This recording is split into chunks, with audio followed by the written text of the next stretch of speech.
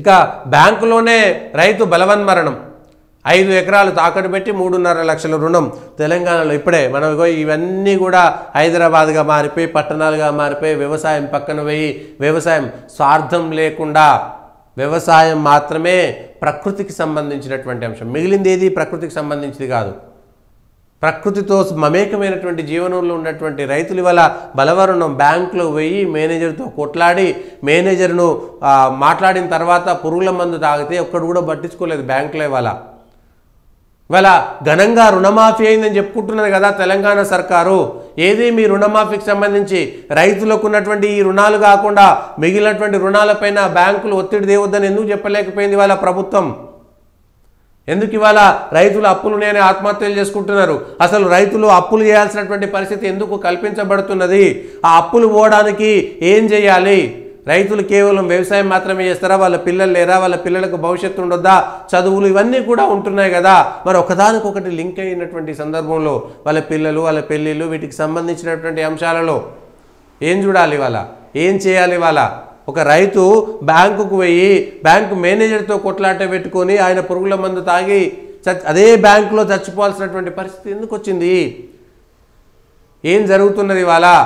ఒక్క బ్యాంకుదే కాదు, మిగిలినటువంటి బ్యాంకుల విషయంలో ఏం చేయాలి? ఎట్లా చేయాలి? ప్రైవేట్ రుణాల పరిస్థితి ఏంటి? ప్రైవేట్ అప్పుల పరిస్థితి ఏంటి?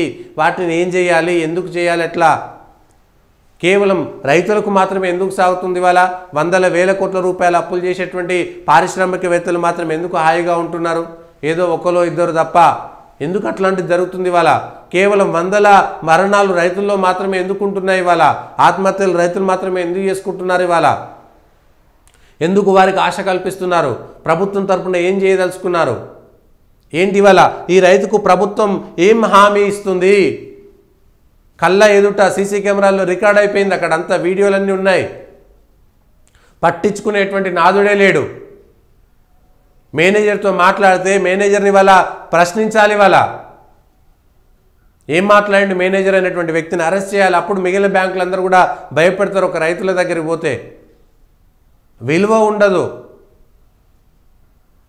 వాళ్ళను చీప్గా చూడాల్సినటువంటి పరిస్థితి ఎందుకు వస్తుందనేటువంటి విషయాన్ని ఒకసారి అర్థం చేసుకోవాలి. బీఆర్ఎస్కు 40 కోట్లు ఎందుకు ఇచ్చిర్రు? ప్రమోటర్గా ఛాన్స్ వస్తుందని తెలిసే సంస్థను నెలకొల్పారా? క్రీడలతో సంబంధం లేని మీరు ఎందుకు ఈ రంగంలో దిగారు? కేటీఆర్ ఆహ్వానించారా? మధ్యలో ఎందుకు వైదొలిగినారు? నష్టం వల్లే తప్పుకున్నామని అనిలు అసలు ఎందుకు పెట్టిరు? ఎందుకు తీసుకున్నారు? ఆ 2 రోజుల ముందే ఎందుకు మీకు కంపెనీ పెట్టాలనే ఆలోచన వచ్చింది? కంపెనీ పెట్టగానే అనుభవం లేకుండా అంత పెద్ద నిర్వహణ మీకు ఎందుకు వచ్చింది? కోట్ల రూపాయలది. కేటీఆర్కు మీకున్న సంబంధం ఏంది? ఇతర వ్యాపార సంబంధాలు ఏంటి? ఈ విషయాలన్నిటి కూడా విచారణ చేశారు. విచారణ చేస్తే ఒక్కొక్కటి బయటకు వస్తుంది. రేవంత్ రెడ్డి కేటీఆర్ని అరెస్ట్ చేస్తారా, అరెస్ట్ చేయరా అనేటువంటి విషయం పైన కూడా క్లారిటీ లేదు. అది చర్చ అదే జరుగుతుంది. వాళ్ళు కేవలం కక్ష సాధింపు మీద మాత్రమే చర్చ, ఆయన మీద కేటీఆర్ మీద చర్యలు తీసుకుంటారా లేదా మిగిలినటువంటి అంశాలు ఏంటివి అనేటువంటివి కూడా అది ఎన్ని రోజుల పాటు నాంతది. లాస్ట్కు అదే మళ్ళీ చర్చ. మిగిలినటువంటి అంశం 5 ఏళ్ల పాటు రాజకీయాలు విమర్శలు ప్రతి విమర్శలు తప్ప అభివృద్ధి, నిధులు, ప్రజల కష్టాలు సుఖాలు వీటికి సంబంధించినటువంటి చర్చలే రావు ఎక్కడ. ప్రతినిత్యం అదే జరుగుతుంది.